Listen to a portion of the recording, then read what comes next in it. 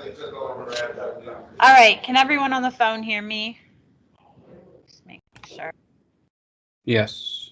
Okay, awesome. Thanks, Luke. All right. I think we're ready to get started. I will put the agenda back up and let Matt go from there. Okay. Okay, so we'll call the meeting to order and we can start with a roll call. All righty. Cindy Fox Griffey, Debbie Haley, Caleb Hunter, Here. Matt Johannesman, Here. Jeanette Kochner, Scott Kochmeyer, Dan Kuntz, Rick Masterson, Here. Brian Hunman, Here. Dick Refkar, Here. Robert Schmidt, Here. James Fagnoni. Okay. And the minutes were sent out for the July 15th meeting on email. Would accept a motion to approve those minutes. Second. Any discussion or corrections? All in favor, signal by saying aye. Aye. Opposed? Thank you very much.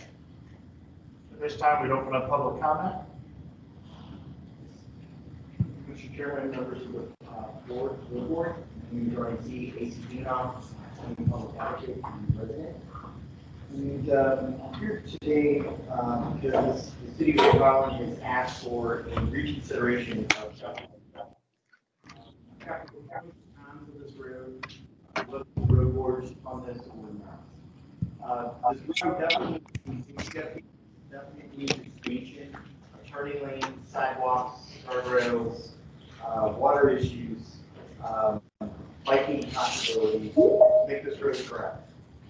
It's forced by residential development and by current annexation, taking away county unincorporated property and annexing it into the city of Rhode Island. Brookside Development is asking for a number of lots. There's a number of bills before the council on annexed property going to the north along Guthrie Road.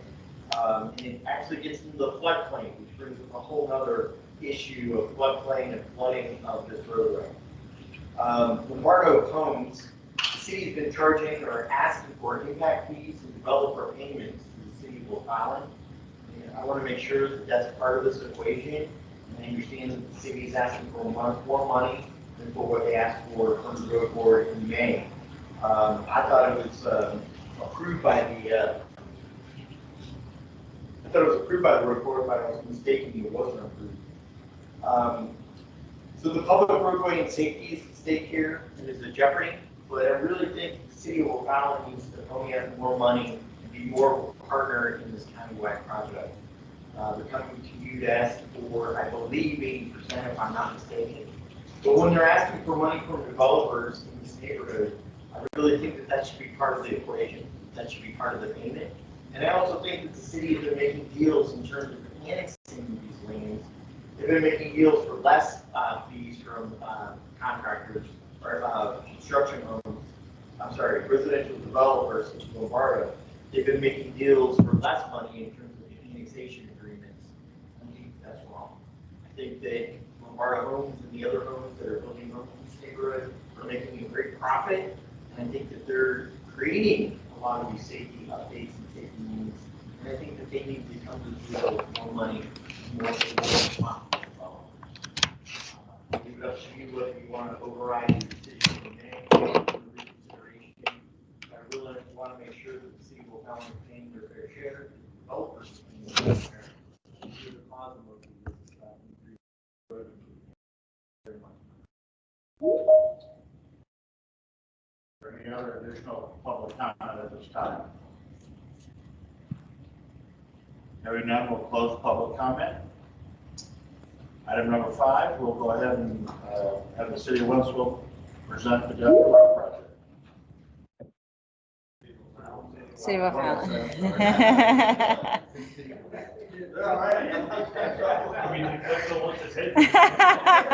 Sounds good.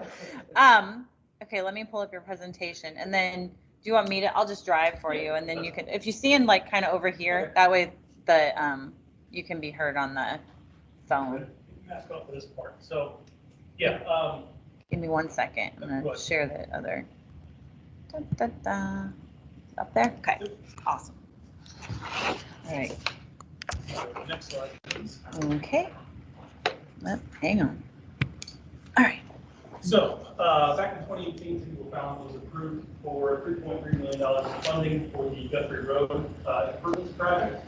We presented a conceptual, what we were calling Guthrie Road Phase 2 expansion back in May of 2020 for consideration for further funding by the road board. Per the request of the road board at that meeting, we have come back at this meeting and are representing the project as a single project, as everything that would be included instead of splitting it into phases. So that's what I'm here to do for this part of the presentation today. Go to the next slide, please. Okay. Come on. There you go. So Guthrie Road is basically north of the Los Angeles Boulevard exit off of I-70. The limits of this project would be from the intersection of Guthrie Road and Mexico Road all the way to north of the Bluff Brook Drive intersection. The existing condition, so it's currently a 2-lane roadway with no dedicated shoulders, no curbing, no enclosed drainage. There is an existing hill on the west side of Guthrie Road that does present a lot of sight distance issues for motorists traveling in the area, and there is no continuous sidewalk for pedestrians. So the scope of the project would basically be five items. One is to signalize the intersection of Guthrie Road and Mexico. The second one is to reconstruct and realign Guthrie Road to alleviate the sight distance issues that are presented by that existing hill. We would be adding turn lanes at subdivision entrances, so any of the side roads that are coming off of Guthrie within the project limits, we would be expanding from 2 lanes to 3 lanes, adding turning lanes there. We would want to construct a continuous sidewalk along the east side of Guthrie Road, and then also address any stormwater and drainage concerns. Next slide, please. The overall goal of this project is to help improve the efficiency and safety for vehicles and pedestrians that are traveling in this area. So, as has been alluded to, this area is developing, continues to develop, and is going to be developing in the future.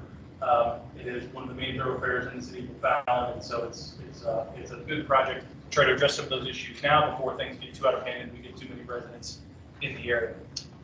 Next slide, please. Here is kind of an example of some of the proposed plans that we had to deal with this. Again, the full set of plans are available if anyone would like to see them, but this is just an example of what we have now. Go ahead, next slide, please. Photos that show, so this, so the left photo is traveling south on Guthrie Road. The right photo is traveling north on Guthrie Road, and you can see kind of where the hill and the turn is in the distance there.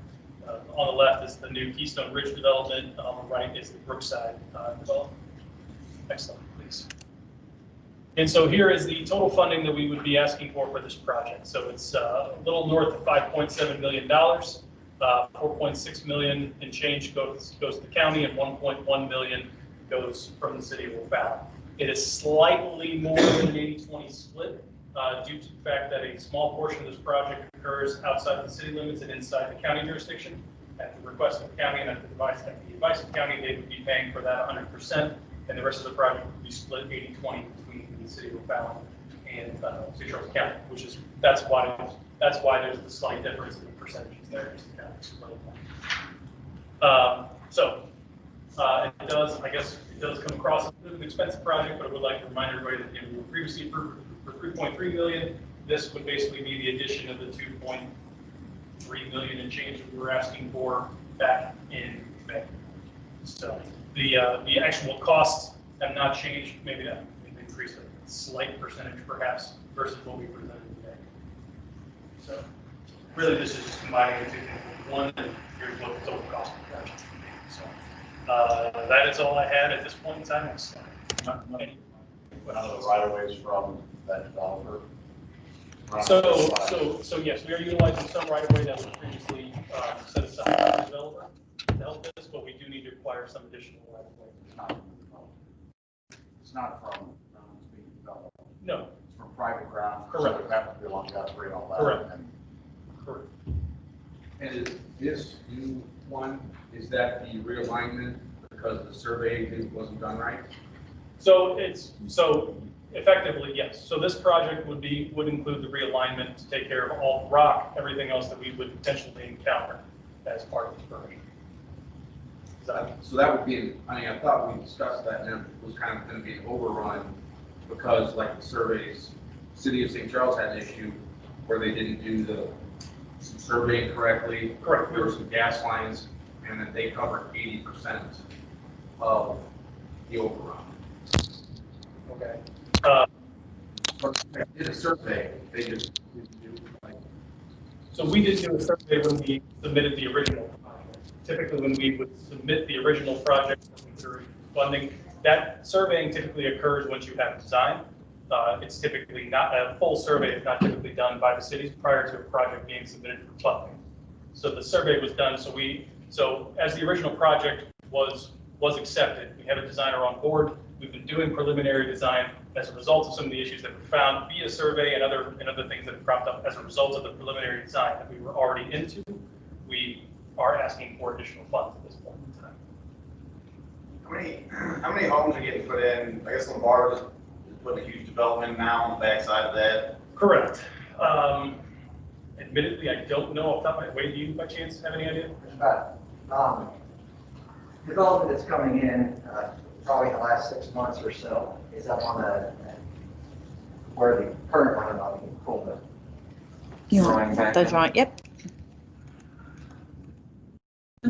Yeah, so development's coming in somewhere up here, so it doesn't front Guthrie Road, it's kind of this backside here. They're going to tie into an existing roadway here, more than likely to come out there, but I think there's about 80 homes. That was a long answer to your question, sorry. No, that's not what I'm looking for. I mean, so basically, they're gonna be dumping on the top of that cliff right there. Yep. There's gonna be a lot more. Point I'm not trying to make. Yeah, this kind of- They're gonna keep developing up, on this road.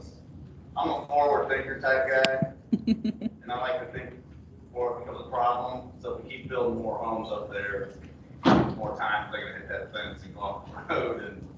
Yeah, there's a fence that sits about a foot off of the road right now. So this is a classic project we've seen over the last 20 years. Narrow asphalt road, 11-foot lanes, no shoulders, ditches, drop-offs, and as time occurs and more development comes in, the cities and the counties take all these roadways and upgrade them, and that's kind of what we have there.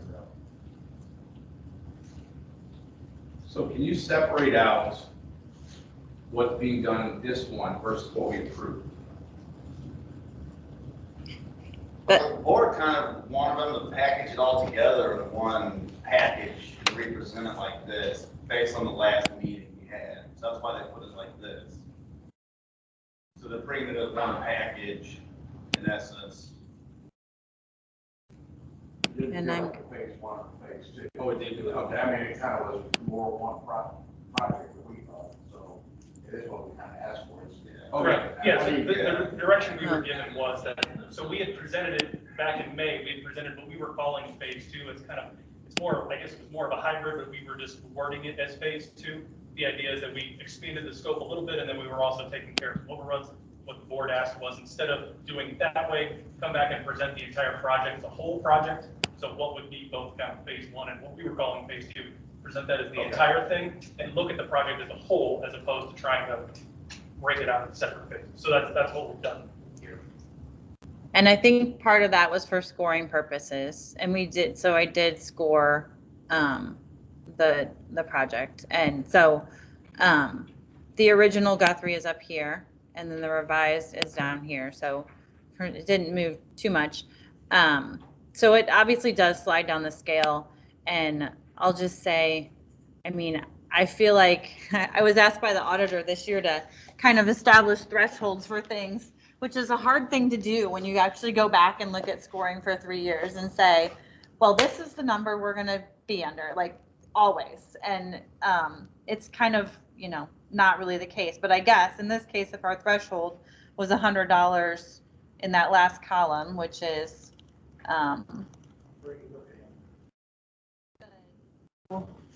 the dollar reduction. No, you don't. I can't see. Oh, okay. Well, so, sorry. No, you don't. So it's the dollar per reduction in delay per the volume on the roadway.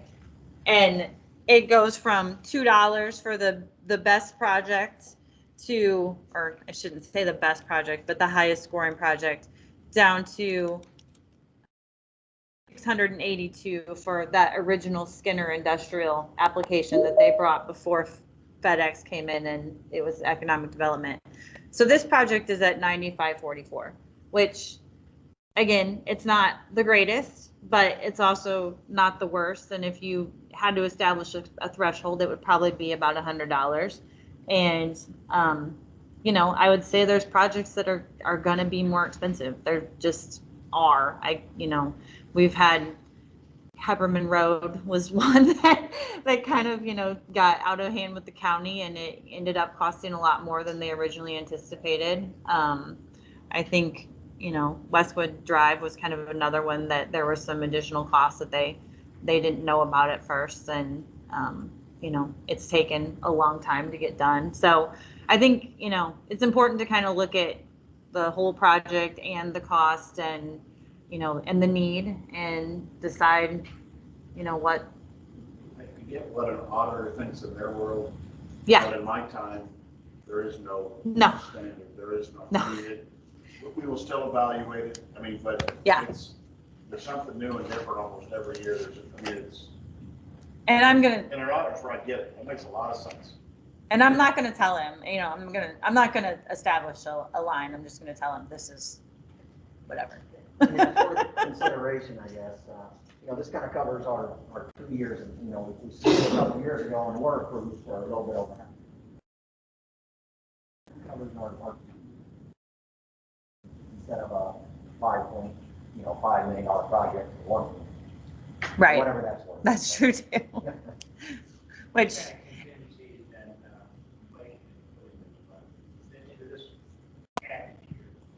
I would have to go back and check there's a I can detailed find estimate that's included as part of the package. There's no inflation.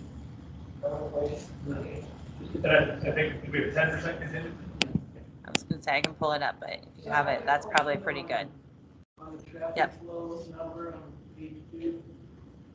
So we're looking at a 2-minute delay, or I guess a reduction in travel time. Is that taking into account all these new subdivisions that are supposed to be increasing the traffic flow? So I think that was like the worst case scenario, kind of based on the information that I have available. I don't know that it's, I think the best case scenario is probably better than the 2-minute improvement, but it isn't. Oh, That's actually I don't know how to change that. the traffic flow number. It's not using like the county model. Like, are we talking about all these new subdivisions bringing more traffic in? Correct. And so after the new traffic comes in, they're gonna pick up 2 minutes on travel time. you established the travel time, so you do like a calculation at a peak volume for all that traffic, all that extra traffic with the existing conditions, and then with the future, with the improvements. So that improvement would be that future traffic volume. What kind of delay would they incur if you did nothing versus what's the delay if you do the project, I believe. Correct me if I'm wrong. Yes, Yeah, okay. Typically that's, yeah. So it's all accounted for. But so today, the delay may not be what his amount of delay was for the future. But without the project, if you know, add all this volume, that's what you're gonna have. So without the project, the travel time is gonna be 5 minutes, right? And with the project, the travel time is gonna be 3 minutes. Yes, based on Taking into account the new volume. based on the best information that we can.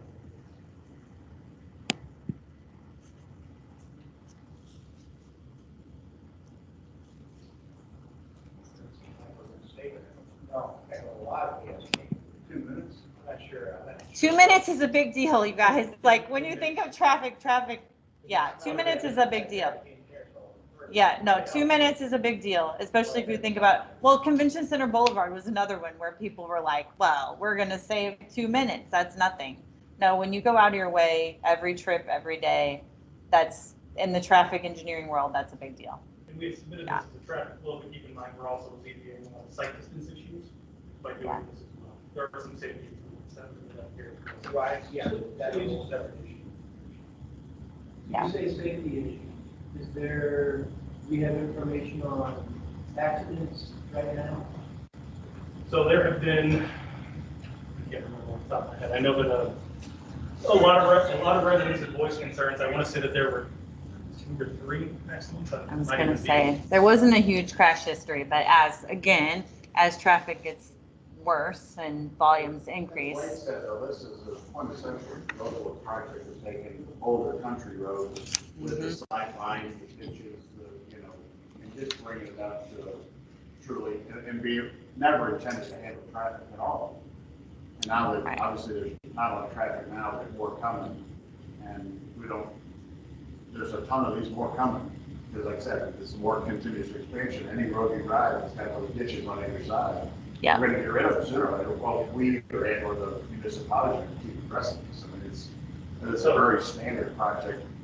So many residents in the area have expressed concern, especially east on Ridge. I had an open stop sign evaluation at the intersection of Keystone Ridge Drive and Guthrie, because the residents who are trying to pull out of there say that they cannot see traffic signs down the road.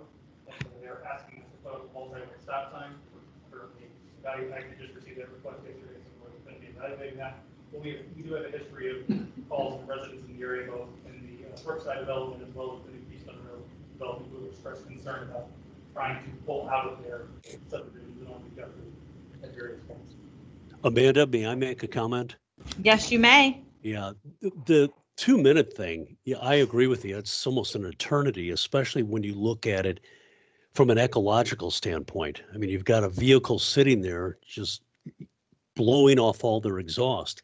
All that nasty air is hanging right there and just contributing to the air pollution problems that we have in our cities. Yep. That's a big deal for me always. Saving time saves our breath. Yeah. Yeah. And this is not a quintessential federal congestion management and air quality mitigation project, but from their standpoint, yes, 2 minutes is a big scorer. Yeah. That's a big deal. When you add that up for every vehicle, every trip, every day, it's a 1.3 mile corridor, right? So I mean, it's a short distance that you're saving a large amount of time. Just to make sure I understand it correctly, that 2 minutes that they pick up could actually be more with the increased volume down the line. In other words, there could be a longer delay because you're using existing numbers.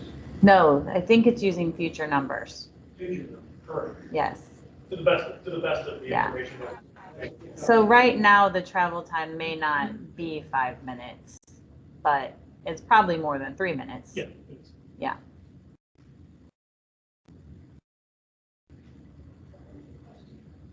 So in the packet, there's an email from Nick Shore, that said something about homeowners indicated that the city of Rhode Island and Pride were going to relocate Guthrie Road. Do you know anything about that? Was that supposed to be? To my knowledge, McBride has done anything with regard to the road, as far as I know. McBride has never been involved in this process. No, I know Nick Shore has been out there and had concerns with his residents calling about anything. That's my, I know he's been concerned with it. So you guys can try to straighten that road, or that's, you're just gonna? So effectively, you have this kind of sharp curve right here. We would be shifting the road to the east and easing that curve substantially. So that's part of the ground has been, was part of the Brookside development, I'm sorry, Keystone Ridge. Brookside years ago, and then part of it, I think, was developed by was set aside as part of the Keystone Ridge development. And then in addition to that, there's some small parcels that we have for EV and other things.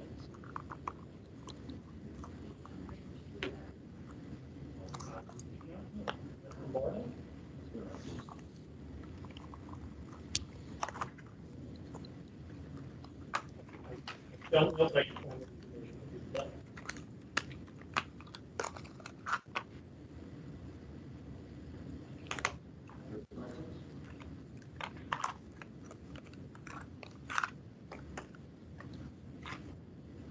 Thank you for the time and for allowing us to come back and present. We appreciate the opportunity. Thank you. What's the county's stance? So we're supportive. I will say if you guys are not, you know, kind of want to tweak the percentage or anything like that, that's up for discussion, but I, again, feel like it's a deserving project and, you know, there's just projects out there that are more expensive and the city's put a lot of, money into a lot of things and, you know, they're a little bit behind on, their share of funds from the road board. So this is one where we can kind of help out on a project that really needs to get done. Like I said, it's a good project. It's an expensive project, but it's a good project. So.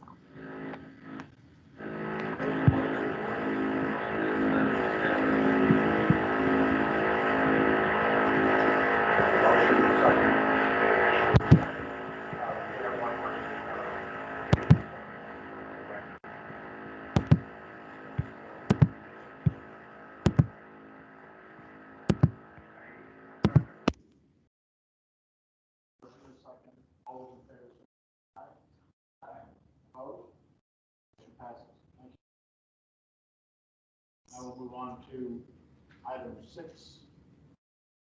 So this Guthrie will get added. Yep. So, and we, where did I put them, Kelly? Here they are. All right.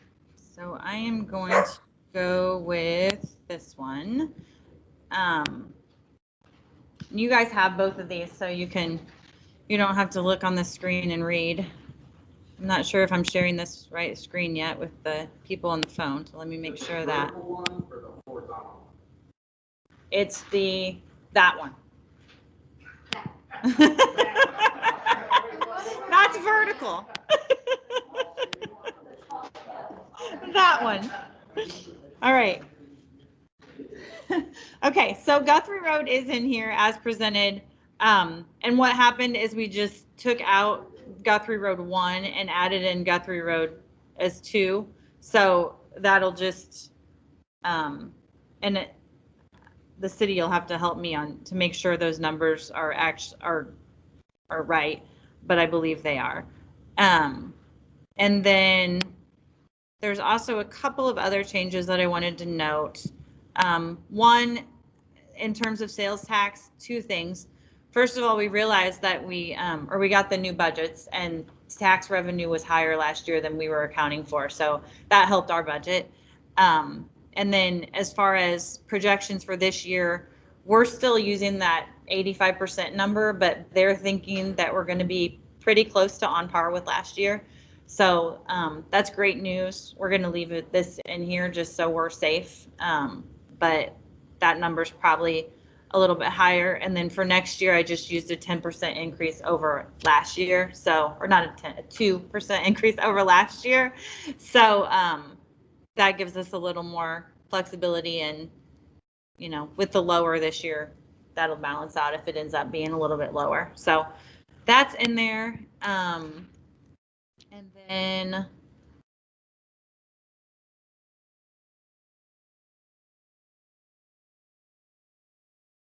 yes.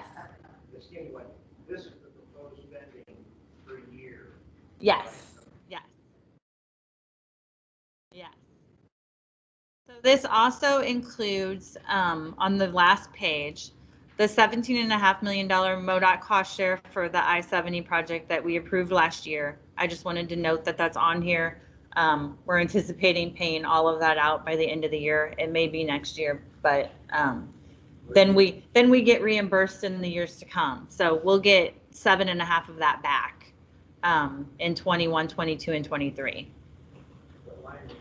That's right about 2/3 or 3/4 of the way down here, right above the 4 yellow lines. It's on the very last page, the short page. Miscellaneous projects, yep. Okay, and then So the money coming back in, where is that showing? it shows up in revenues. It shows up in, of course you're gonna ask, yeah, state revenues. So you'll see in 23, that's just 2.5 million. In 22 and 21, that's included in those higher numbers. We have other cost shares too.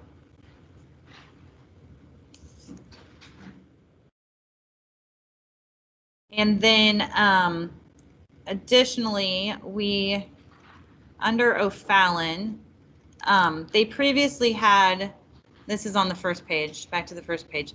They previously had 520,000 for a Bryan Road and I-70 interchange design. That was, I think, approved 2 years ago. And it never became a signed contract for various reasons. So this year I spent a little bit of that doing a Lockmuller, or having Lockmuller Group do a study on the lane addition that we applied for through governor's cost share in that same area. Since then, the governor's cost share was rescinded. So now we no longer have that project. But as we were moving forward, we realized that the phase 2 O'Fallon I-70 South Outer Road project was impacted by adding a lane. So in this budget, I ended up moving that $520,000 to their I-70 South Outer Road project at a 50-50 cost share to cover the costs that they incurred because we made them go back and redesign some stuff and change it so that it will be able to work with an extra lane. So that's another change that was made. Again, so that they just got the same amount extra on their South Outer Road project, which will be matched at 50-50. And Kelly, there was one more. What was the other one? Oh, I-70, I-64 study. That one, I don't think you guys have seen before. It's $1 million next year. So MoDOT was, and this is all gonna, I think you guys know that they were really close to getting funding for the Wentzville Curve, the railroad overpass. It was in the STIP, and then there was no new STIP this year because of COVID. On the second page, there's the fourth yellow down on the back page or something. Yes. So, so they never updated the STIP this year. So basically, it's still kind of sitting there. It's on their list. It's a high priority. With that, they had agreed to do a study of the I-64, I-70 interchange to figure out what needed to be done there so that when they improve the railroad thing, we don't just push back the queue and have people sitting at the interchange, which is a real probable thing. So again, with COVID, they stopped all studies. So we've asked if they will move forward with the study if we fund it, and they've agreed to then give us credit for a future cost share on that project, which is highly likely that we would end up doing anyway. So so we would kind of get our money back, and we get to move the study forward. So that's not delayed any further. That's a high priority, especially if the curve does get fixed. And it was going to be funded for like 2023. So I'm so sad. We'll get some kind of credit.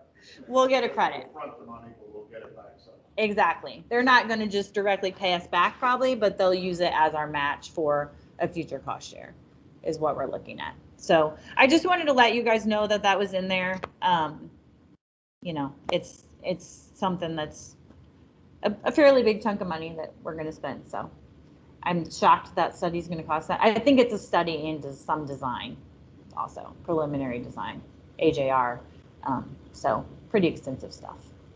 Well, MoDOT had it lined up. We're just going to come in behind and get it fired back up. Yes. They had it going, but they stopped it. They were at consultant selection and they had paired it with another project. So the other project's not going to happen. So now I'm not sure if they're going to go with whatever consultants, proposals were already submitted or if they're going to redo it or what. MoDOT will direct that though? That's the plan. It's their project and we'll come in front of this money. Yeah. Whoever they choose, that's MoDOT's deal. No matter what, we're going to put the $1 million in. We'll get it back somehow. Yes. That's, yeah. And I think that's it. Sorry. So what they're asking for tonight is that we actually just revise and vote it on last month to agree to a basic settlement. Right. And the other one was never sent. Oh, never seen it. Do we need to have him recuse on Guthrie, or is that already technically done with the initial vote? I would say Vote on that's- the whole thing. I say you could vote on the whole thing. But I'm just saying, when we do this whole thing, does he have to come off just on one project? Or, No. I think you've already voted on projects, so yeah. We voted on those projects. Yeah. Well, I guess what I would do is I would entertain a motion I'll make a motion. to send this revised tip on item number 6 along with the county council. Second. Any discussion, questions on any changes? All those in favor, say saying aye. Aye. Thank you. And then Right. subsequently, the revised 21 budget falls in line with the, so. Yeah. And I think that's this. Any discussion, questions? All in favor, say aye. Opposed? Motion passes. Thank you. Move on to the presentation of the existing project. And that one, All right. Let me bring him back up here.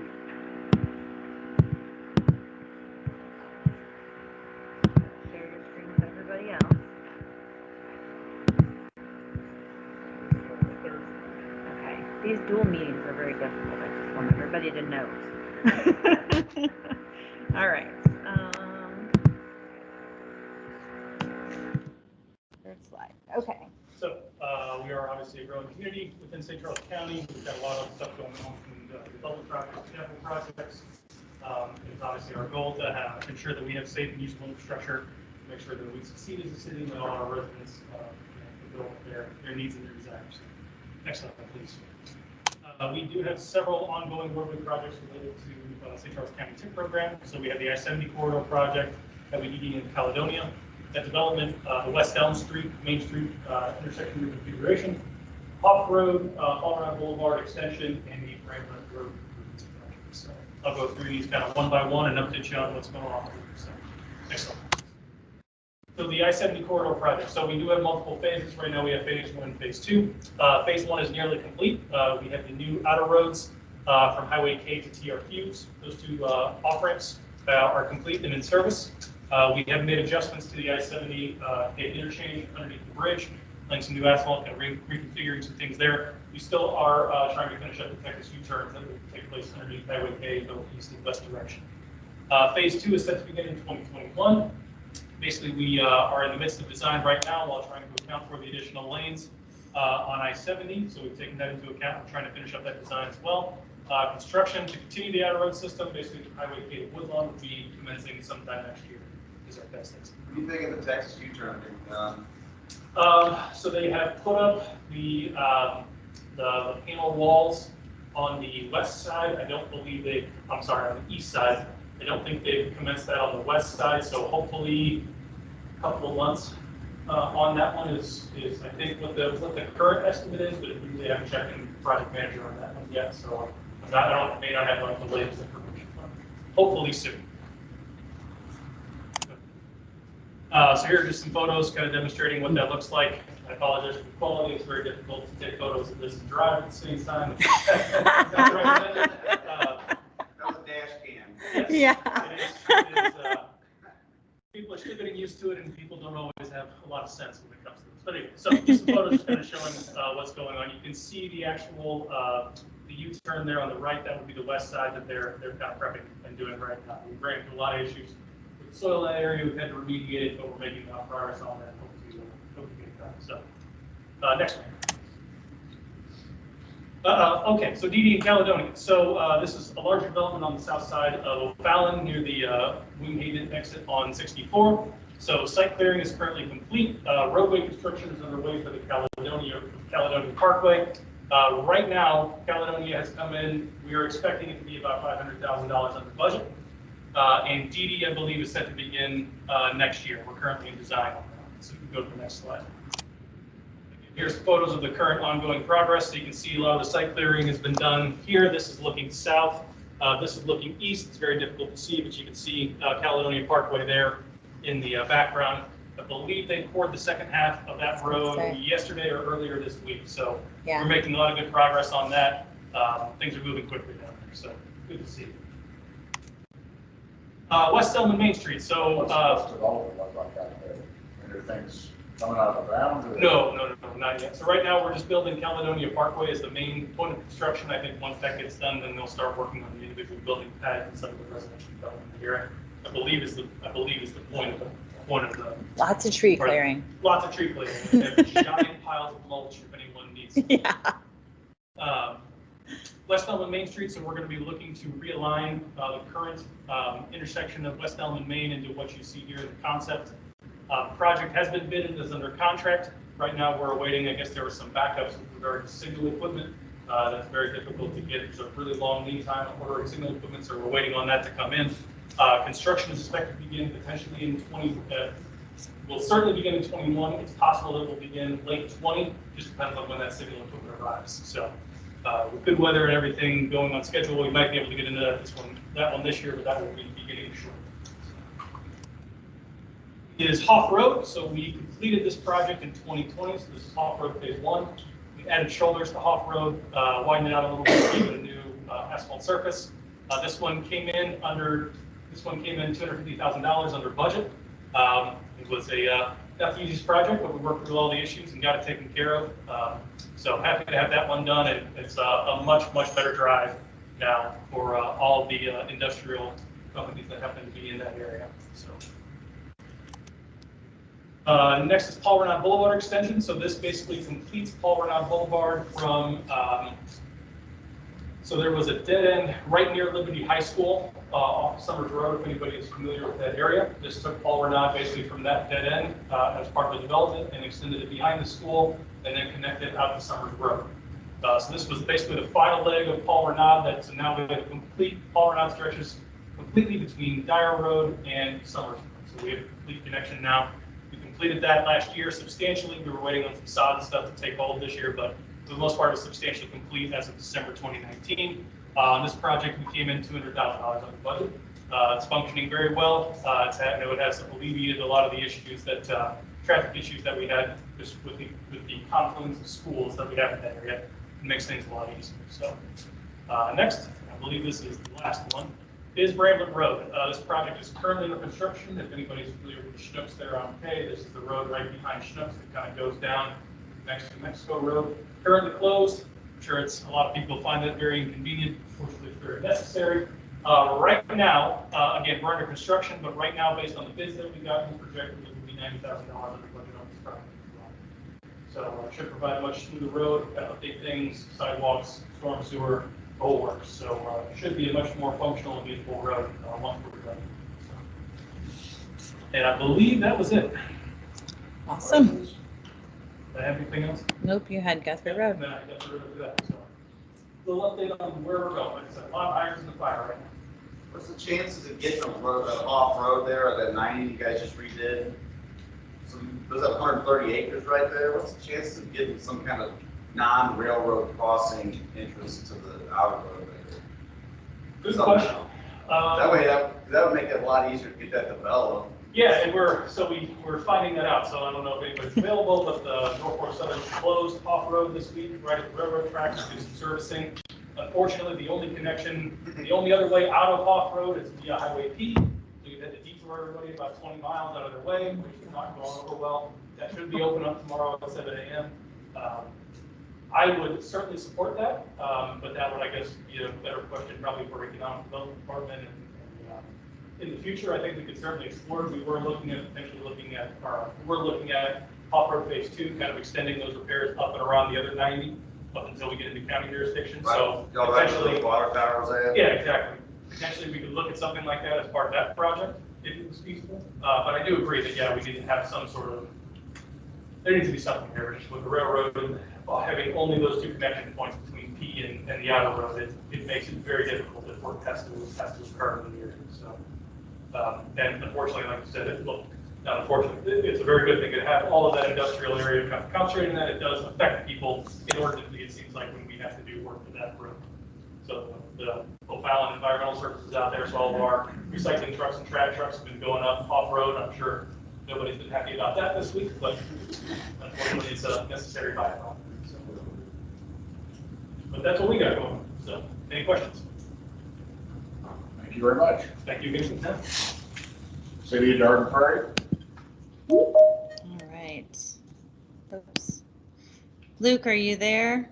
I am. All right. I think it should let you share your screen. Okay.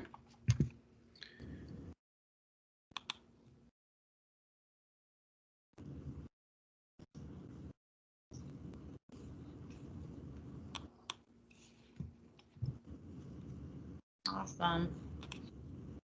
Okay. So the City of Garden Prairie has two projects currently. The first one is Stump Road. This is our newest project.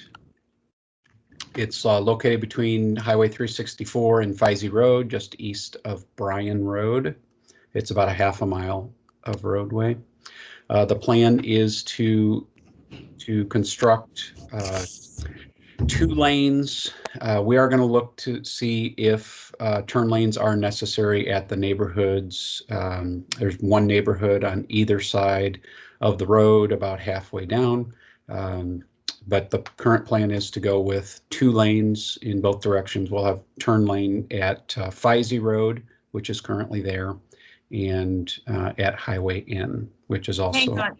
Luke, can you hold for just a second? I'm going to see if Oh. I can try to figure out how to get more volume in this room. We can't. You're fine on there, but nobody can hear you in the room. Okay. I was gonna say that microphone. Yeah, it's not set up. So I don't know how to, yeah. Somebody here.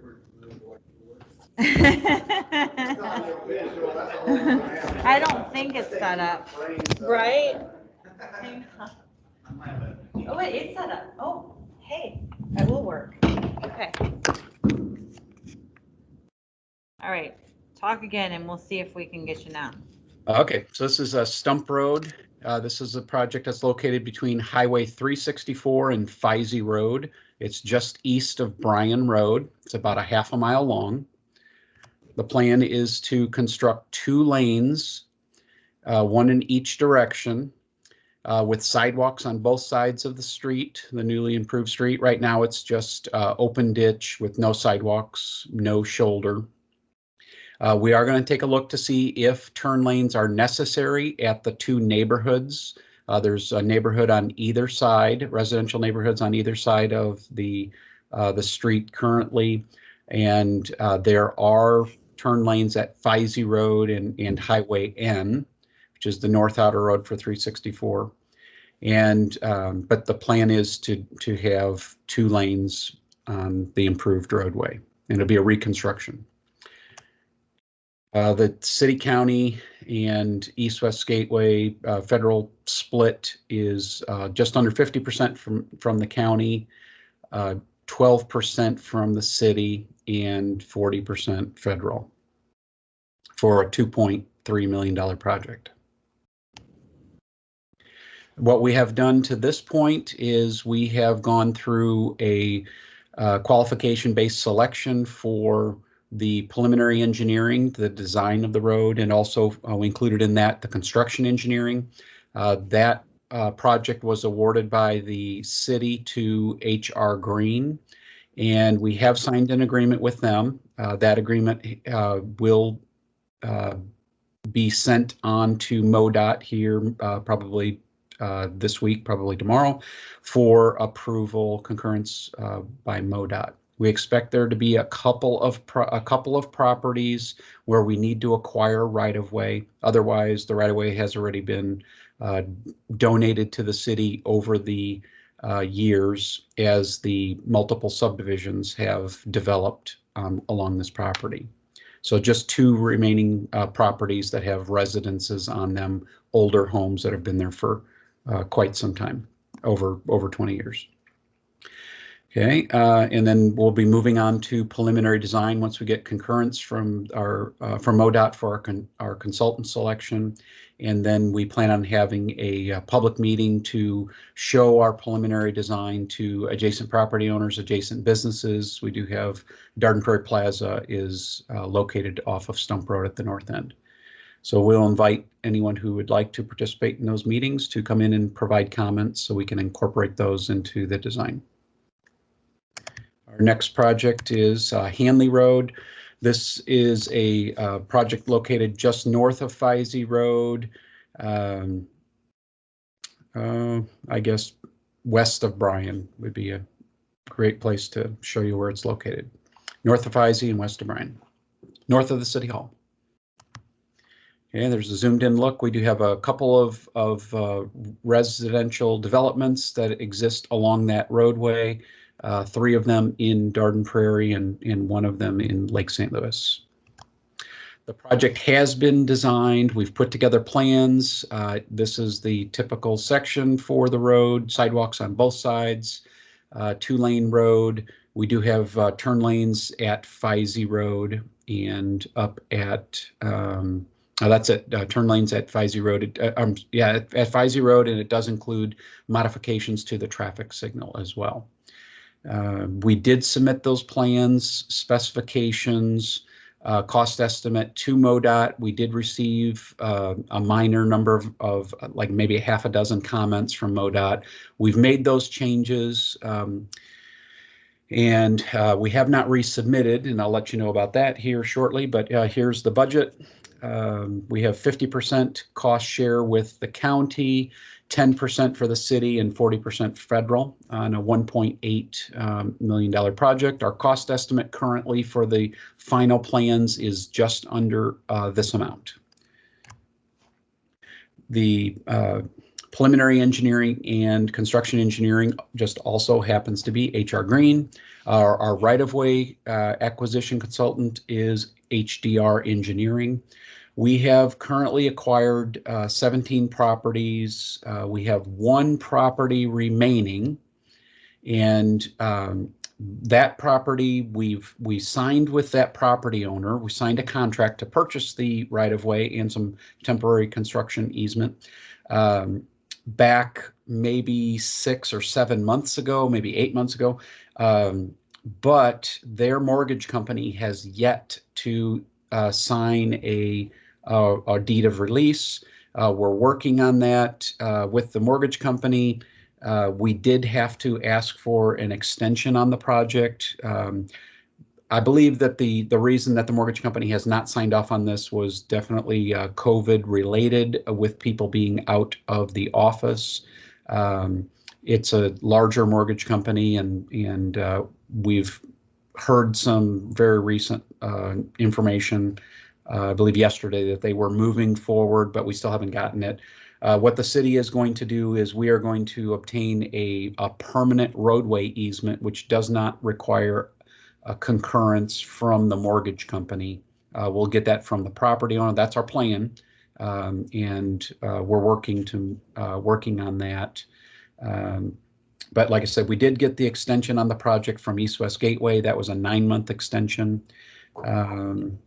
Let's see, we'll be resubmitting as soon as we get this last property signed one way or the other, either with a right-of-way warranty deed, which was the original plan, or by a permanent roadway easement, which would not require the mortgage company to be involved.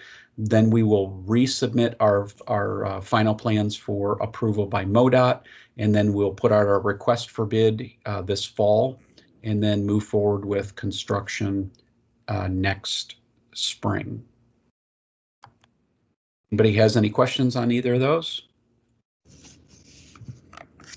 I just have a comment. I drive that way a lot, coming the back way from Lake St. Louis, and there has been a huge amount of work going on there just these past couple of weeks.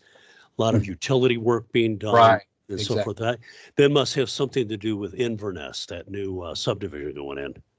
Well, there's been some utility companies, a couple of utility companies wanted to upgrade their facilities because they knew the road project was coming. And so that may be what you're seeing there.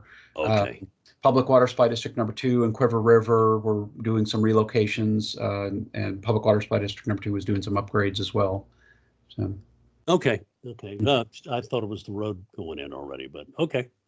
Yeah, I think a few people did think that. Well, I hope that anyway. So. Right. Okay, thank you very much. Okay, thank you. Thanks, Luke. Go on to the city of St. Peters. Still trying to figure out where my speaker is. Amanda, are you there?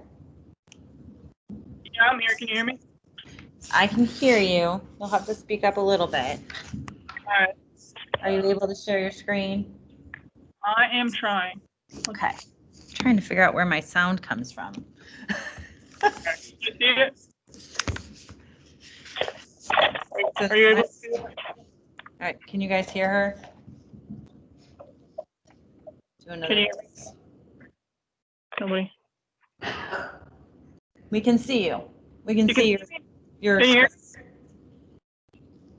Just start and we'll let you know. Okay. All right.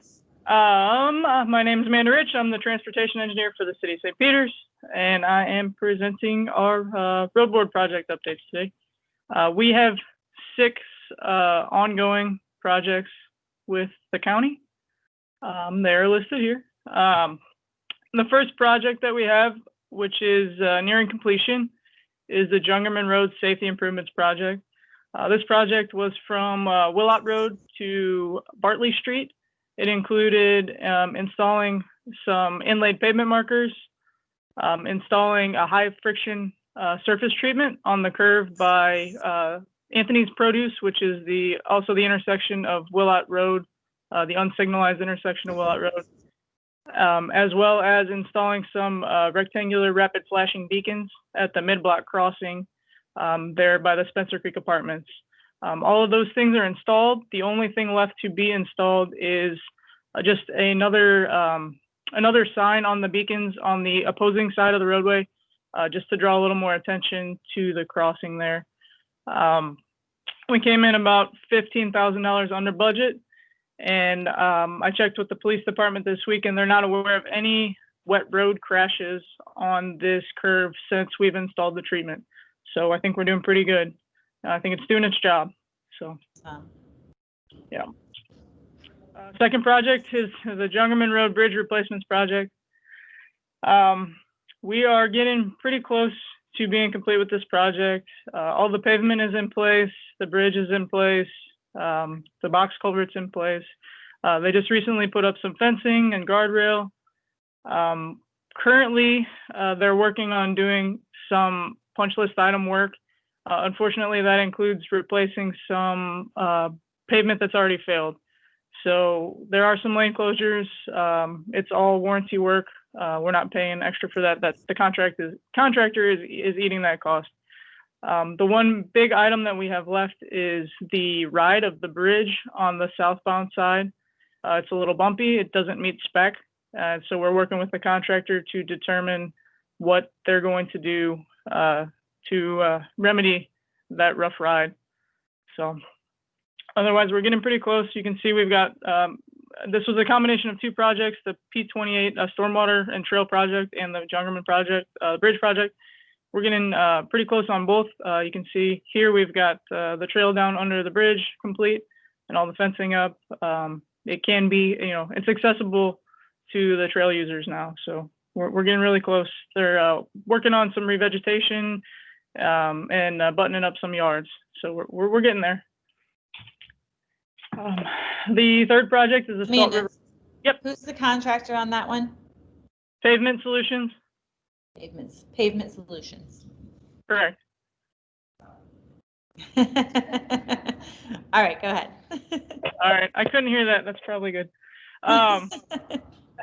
The third project is the Salt River Road Arrowhead Industrial Boulevard Intersection Improvements Project. They've been cranking on this for quite a while. We got held up waiting for signal steel for a month or 2. So things were kind of not moving out there. However, the steel came in. They got all the new signals up. The old signals were moved. They're working on installing the storm sewer right now. We've got some pretty large pipes that are going in on the east side of the roadway. along the Bush property. And as soon as they get those in, they'll finish up constructing the islands in the middle of the roadway, and should have this open to traffic here not too long. So I'm looking forward to seeing how this green tea intersection works. So the fourth project is the Spencer Road at Premier Parkway Lane Additions project. We just awarded this to NB West. Notice to proceed, I believe, was actually this Monday. So they got out there and they got their erosion control in place, and they've started scratching around in the dirt, did some saw cutting of pavement, but they've still got quite a bit of work to do. Just to refresh you guys, this is a project to install dual left turn lanes southbound on Spencer Road onto Premier Parkway, and dual right turn lanes from Premier Parkway to the north on Spencer Road, as well as install a signal and tie the trail in to the signal to provide a safe crossing for folks there at the intersection. So we're moving slowly but surely. Good to see some movement given we just awarded the project. So, and then there's the 370 Salt River Road ramps 1 and 2 AJR, as well as the design. We have completed the AJR document and sent that to MoDOT for their review. We're still waiting for comments on their review, see if we need to make any changes. However, we're pretty confident in what we submitted, so I think we're all right there. We're also out to bid for the design. So we just, a few weeks ago, advertised for the design of ramps 1 and ramps 2. So we should be opening those proposals here, I think, in the next week or so. Are those 2 separate proposals or 1? We lumped it into one. Awesome. Yeah, it'll be one proposal. The billing will be interesting. So Right. Okay. Right. And then the last project is the Spencer Road reconstruction project. This project is from Willott Road down to the St. Peter's city limits to the south, where it turns into Taylor. We have some concepts, as you can see here. We just had a meeting with Lockmuller Group, who is the consultant, the designing consultant for the project, to go over some different options. We think we have a pretty good grasp on the options that we want to present to the public. We plan to present this to the public end of October, and given that we can't really do a public meeting right now, we're doing it via our website and our citywide publication, our My Hometown magazine, to try to get the word out to the website and get people's comments, and let them, review all the different options and give their input on it.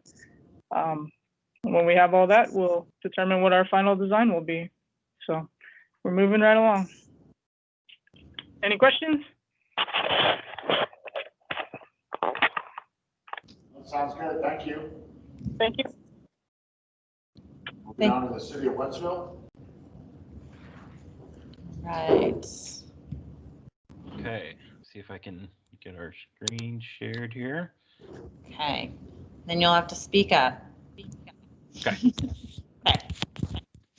All right, can you see our presentation here? We see ya. Okay. My name is Kevin Schutte, Senior Project Manager for the City of Wentzville. I'll be giving the City of Wentzville's project updates for 2020. We do have several projects underway with St. Charles County Road Board funding. We have 11 in total. I won't go through and list them all out right here. We'll just dive into each one of them. The first one to talk about is David Hochul Parkway, Phase 2 A, B, and C.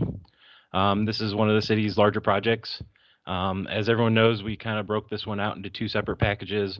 The initial package was the grading package that relocated the North Outer Road over to Goodfellow Road.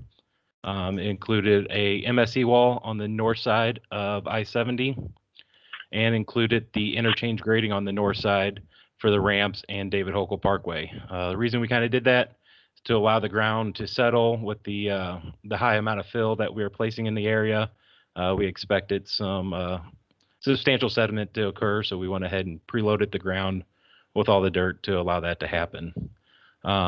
We are just about finished up with this one. It's substantially complete. Everything is open that was supposed to be open with this project. Our cost estimate was just over 4.9 million, and the awarded bid for this project came in at 3.8 million. The second package associated with this project is the actual interchange itself. That'll include the MSE walls on the south side, grading of the eastbound ramps, the bridge over I-70 and the railroad, and the paving of David Hochul Parkway and all the ramps. The cost estimate for this project was just under 12 million, 11,953,000. The awarded bid was slightly over at 12,237,000. But once you combine the two, we were under our cost estimate for the overall project. Notice to proceed was issued for this project on March 23rd, 2020. So far, the contractor has been able to get the required utility relocates done.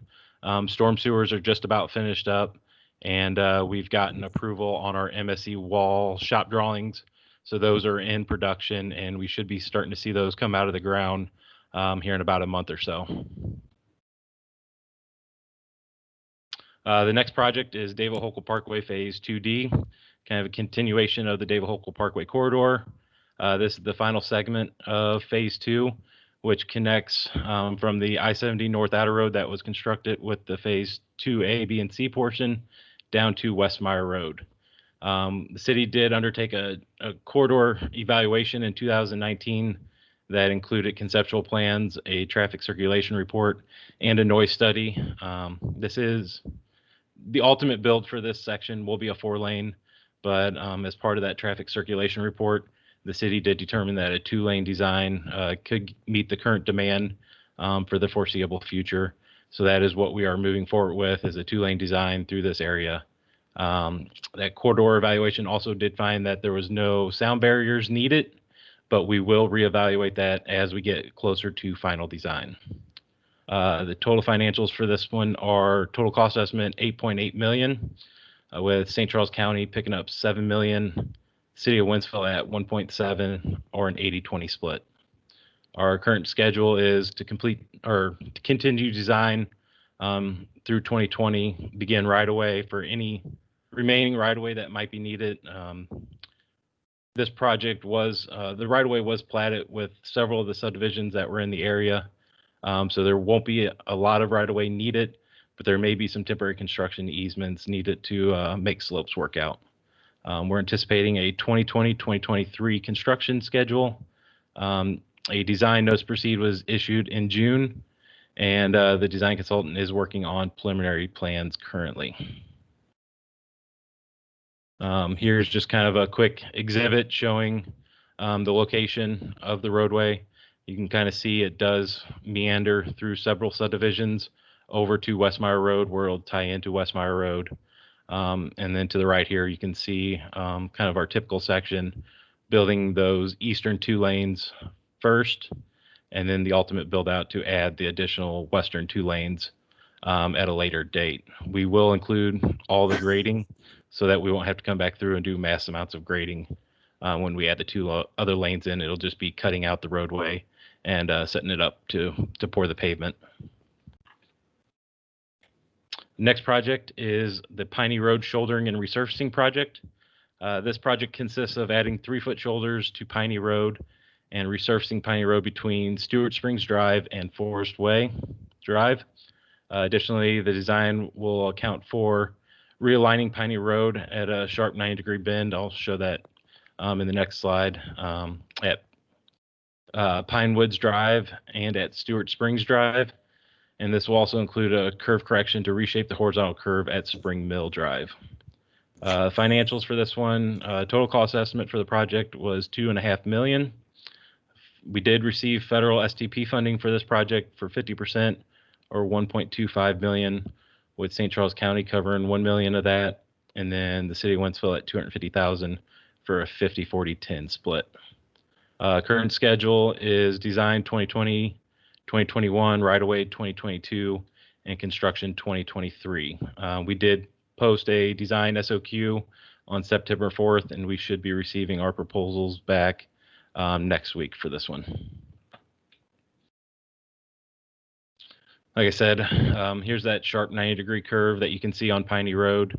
The city already owns the right-of-way to be able to soften that curve, so we will be realigning Piney Road and realigning the entrances coming in and off Piney Road to make those a little bit more accommodating for motorists who enter and exit off Piney Road to the subdivisions. You can also see here at the Spring Mill Drive entrance, here at the Hannah Ridge subdivision that's up here, softening this curve and then realigning their entrance to accommodate some sight distance issues that they have. The next project is the US 61 West Outer Road Extension Phase 2-3 final design. This project built upon the US 61 conceptual design, US 61 Outer Road conceptual design that identified two alignment options for the US 61 Outer Road system. We went ahead and went with option A, which was a roundabout configuration, and moved that into the final design. This project is kind of broken apart into three separate phases. Phase 2, which would be from Timber Trace Crossing up to Wentzville Parkway.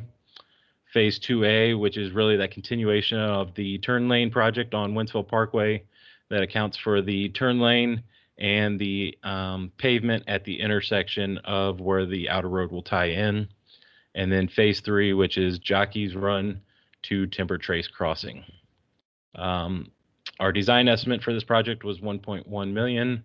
The design cost that we agreed to was just shy of that, $1,076,000. St. Charles County is in at $861,000.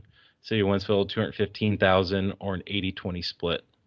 Final design we're anticipating, late 2020 through 2021. We've kind of put this one on hold a little bit, slowed down the final design just to see what happens with the MoDOT cost share funding mechanism. We think this is potentially a good cost share application. Since it is on their system, it would provide access for one of their maintenance buildings. And we're just kind of putting this one on, a little bit slower schedule just to see where that potential cost share funding will continue, or if MoDOT will be holding back on the cost share a little bit. So we did hold a public meeting on this one back in April of 2019, gathered a lot of public input on this, and currently we've got right-of-way plans submitted by the consultant and approved by the city. Here you can see kind of some conceptual exhibits that we have up through the right-of-way plan stage. You can kind of see on the exhibit up here on top is that Phase 3 portion that takes it from the Lexington subdivision up to the Timber Trace subdivision. Phase 2, which takes it from the Timber Trace subdivision south down to Wentzville Parkway. And then everything here you see in blue would be that Phase 2A portion, which constructs that center turn lane down Wentzville Parkway and sets up the pavement improvements for the outer road to tie in to Wentzville Parkway.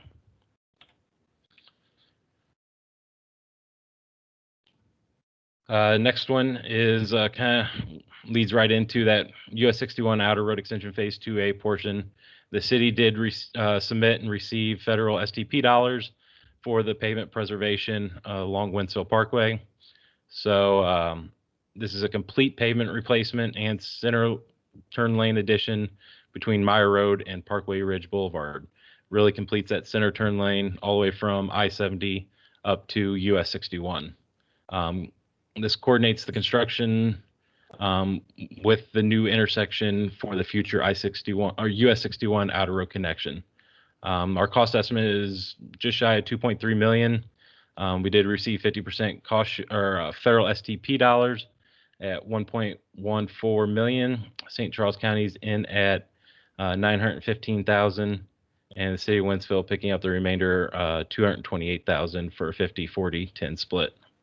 Currently, schedule is on that federal STP schedule of design in 2022, right away in 2023, and construction in 2024. Here's just a kind of a close-up of the improvements that we're proposing along Winsville Parkway at that intersection of the 61 Outer Road. The next one, it was two separate projects that I combined into one slide because they are relatively close in nature to one another. It's Winsville Parkway South Phase 1 and Phase 2. This includes interchange improvements at Winsville Parkway South and I-70. It includes the relocation of the existing eastbound on-ramp to the west along the South Outer Road. Eastbound traffic will then be able to exit to Winsville Parkway from I-70 and be able to enter upon eastbound I-70 through a roundabout that will be at the South Outer Road instead of making that left-hand turn at a signalized intersection. So we'll be able to get rid of that signal at Winsville Parkway and I-70. The Phase 2 includes the bridge extension south of the Outer Road over the railroad tracks and meets Interstate Drive at grade. Phase 1 financials cost estimate was or is 4.9 million. We do have federal CMAQ dollars for 40% of that at 1.96 million. St. Charles County at 1.47 million, and the city of Wentzville at 1.47 million, or 40-30-30 split. And for the Phase 2 portion of the project, cost estimate is 10 million, with just St. Charles County and city of Wentzville contributing to this for an 80-20 split, or 8 million and 2 million respectively. Phase 1 schedule is currently, design is underway. Right-of-way has currently started. And construction is scheduled for 2021. Phase 2 schedule lags behind by a year, with construction starting in 2022. Here's a quick project exhibit showing both the Phase 1 and Phase 2 portions of the project.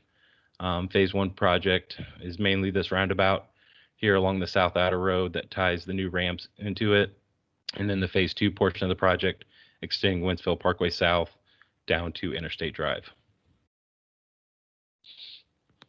One last phase of this project is Winsville Parkway South Phase 2A.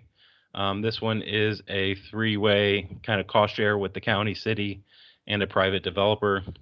It extends the two-lane section south from Interstate Drive to the north entrance of a planned residential development, kind of at the south end of the location map that's on your screen. This provides an improved north-south arterial roadway that will meet the future travel demands of the area. Really, the city of Wentzville has a corridor preservation plan that extends Winsville Parkway South all the way down to Wilmer Road and ties in with an improved section of Wilmer. The cost estimate for this one is $762,000, with St. Charles County picking up $326,000. City of Wentzville at $217,000, and then the private developer in at $217,000. We're currently working with that developer to revise the construction time frame. They had some internal discussions about making this one go. They had to figure out, when the opportune time was for home sales in the area.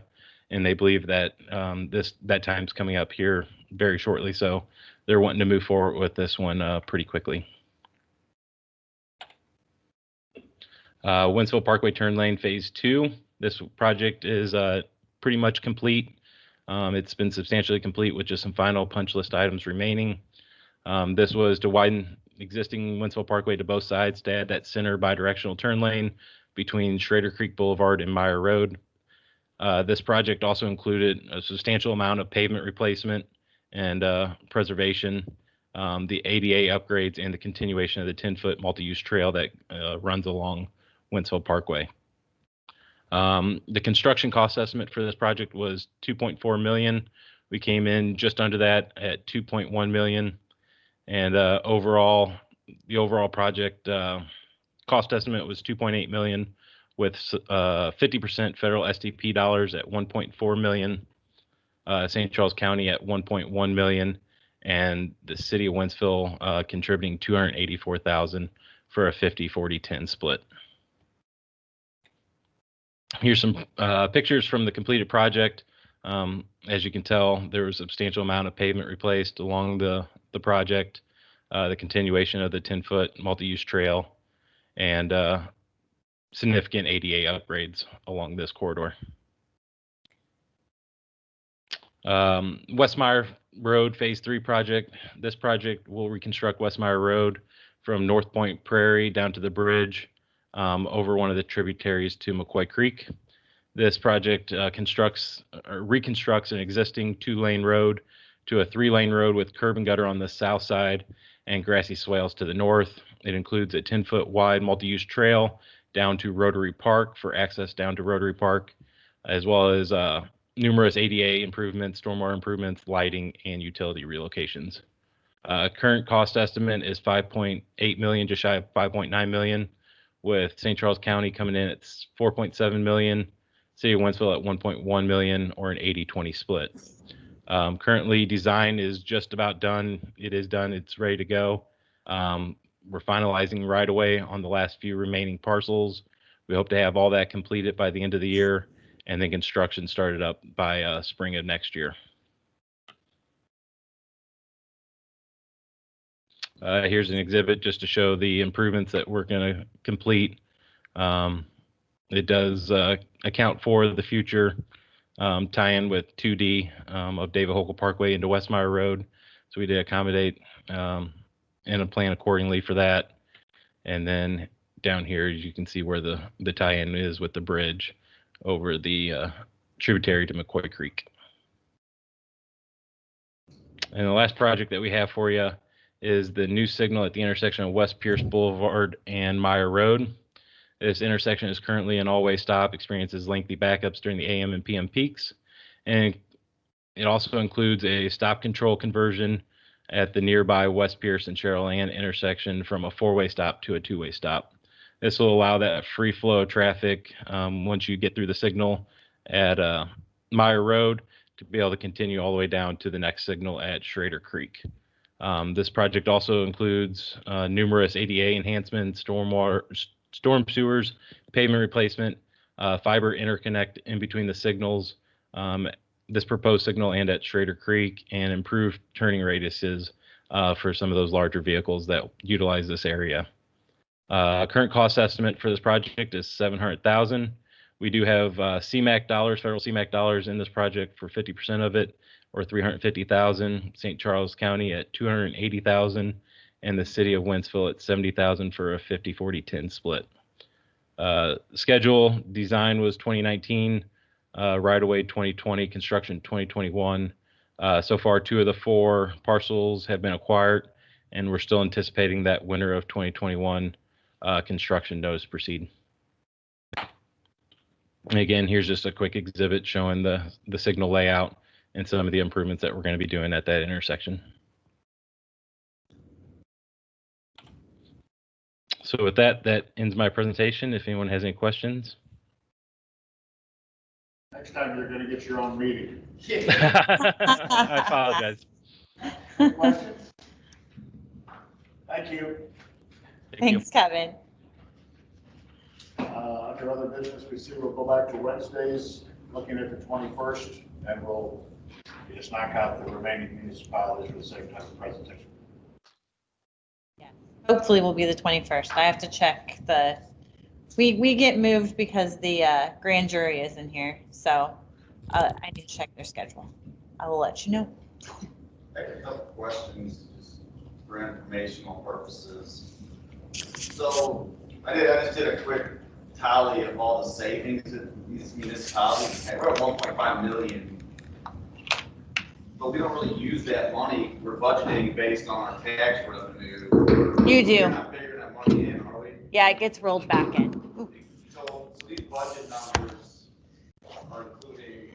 Yeah, so every year before we do our budget to council or finance, Kelly asks all the cities to send her a project reconciliation, which just says, this is what we expect to spend in each year. This is how much we've spent.